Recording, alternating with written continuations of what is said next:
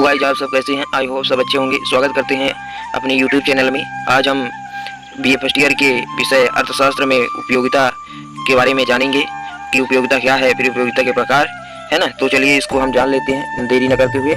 और हम रिक्वेस्ट करेंगे कि अगर वीडियो अच्छा लगे तो लाइक जरूर करिएगा और कमेंट करिएगा कि आपको वीडियो कैसा लगा, ठीक है। तो चलिए स्टार्ट करते हैं। उपयोगिता, यूटिलिटी, ठीक है। उपयोगिता को परिभाषित कीजिए, है ना। ऐसा देगा प्रश्न पेपर में, ये एग्जाम में आपकी। तो आपको लिखना है, ठीक है। क्या लिखना है? किसी वस्तु की वह गुण, शक्ति या क्षमता जिसके द्वारा किसी व्यक्ति की आवश्यकताओं की पूर्ति या संतुष्टि होती है, उसे उपयोगिता कहते हैं। जैसे ये हमारा पेन है ना, देख रहे हैं। इसको हम लिख रहे हैं, मतलब लिखने के काम आ रहा है, हमारी आवश्यकताओं की पूर्ति कर रहा है, इसलिए ये पेन उपयोगिता है। ये वस्तु का हम उपयोग कर रहे हैं तो ये ही उपयोगिता है।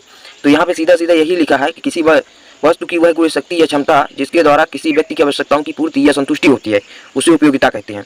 जैसे कुर्सी बैठने के काम आती है ना। और बहुत सारी चीज़ें, कॉपी जो है तो लिखने के काम आती है, पैड जो है तो पेपर देने के काम आता है, मोबाइल जो है चलाने के काम आता है। ये जो वस्तुएं हैं ये सभी उपयोगिता में ही आती हैं, ठीक है। ये सभी उपयोगिता हैं। तो आप लोगों को अगर समझ में आ गया होगा तो वैसे भी बन जाएगा आप लोगों को एक सरल तरीका। कह दीजिएगा कि जो वस्तुएं हमारी आवश्यकताओं की पूर्ति करती है उसे हम उपयोगिता कहते हैं। सीधी सी बात कि भाई जो हमारी आवश्यकताओं की पूर्ति करेंगी हम उसे उपयोगिता कहेंगे, सीधी बात, ठीक है। फिर इसके बाद उपयोगिता के प्रकार। मुख्य रूप से ये 3 प्रकार की होती हैं। क्या? उपयोगिता, ठीक है। 3 प्रकार कौन कौन सी होती हैं? पहला है सीमांत उपयोगिता, दूसरा है कुल उपयोगिता, तीसरा है औसत उपयोगिता, ठीक है। फिर 2 ही ज़्यादातर पूछे जाते हैं, सीमांत उपयोगिता, कुल उपयोगिता। औसत उपयोगिता नहीं पूछी जाती है, तो हम 2 ही देखेंगे यहाँ पर, ठीक है। तो चलिए देख लेते हैं कि आखिर सीमांत उपयोगिता पहले क्या होती है। तो सीमांत उपयोगिता वस्तु की अंतिम इकाई के उपभोग से प्राप्त होने वाली उपयोगिता सीमांत उपयोगिता होती है। और एक बात, अगर आप लोगों को ये जो है तो इसका PDF चाहिए तो आपको मिल जाएगी यही वीडियो के नीचे, ठीक है। तो देख लीजिएगा, वहीं से डाउनलोड कर लीजिएगा, ठीक है। और चलिए फिर सीमांत उपयोगिता में क्या बोल रहा है कि वस्तु की अंतिम इकाई के उपभोग से प्राप्त होने वाली उपयोगिता सीमांत उपयोगिता होती है। जैसे मान लीजिए कि मैंने किसी वस्तु का उपयोग किया, जैसे मैंने पेन का उपयोग किया और इससे जो मतलब मैंने लिखा, और जब लिखने के बाद अंतिम इकाई तक मैंने लिखा। सीमांत उपयोगिता को समझने के लिए पहले हम एक उदाहरण लेते हैं।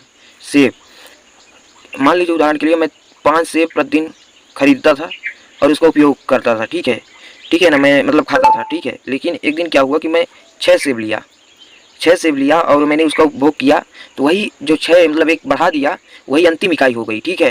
तो वही सीमांत उपयोगिता होगी। अंतिम इकाई के उपभोग से उस जो मैंने 5 ले रहा था उसके जगह में मैंने एक और बढ़ा कर लिया, उससे जो अंतिम इकाई का जो उपयोगिता प्राप्त होती है उसे ही हम सीमांत उपयोगिता कहते हैं, ठीक है। कि किसी वस्तु की अंतिम इकाई के उपभोग से प्राप्त होने वाली उपयोगिता क्या कहलाएगी? सीमांत उपयोगिता, ठीक है। इसके बाद कुल उपयोगिता। कुल उपयोगिता क्या होती है? किसी वस्तु के उपभोग से प्राप्त होने वाली उपयोगिता अथवा संतुष्टि कुल उपयोगिता कहलाती है, ठीक है। जैसे मान लीजिए कि मैंने सेब खाया और उससे हमको कितनी संतुष्टि मिली, अच्छा लगा, तो वही ही कुल उपयोगिता होती है। यानी जो हमें कुल उससे लाभ प्राप्त हो, उसको मतलब जोड़कर जो कुल लाभ होता है उसको हम कुल उपयोगिता कहते हैं। जैसे मैंने पेन को लिखा और पेन लिखने के बाद मैंने लिखा कि राइटिंग अच्छी जाती है और इससे मुझे बहुत फ़ायदा हुआ, तो वही कुल उपयोगिता होती है।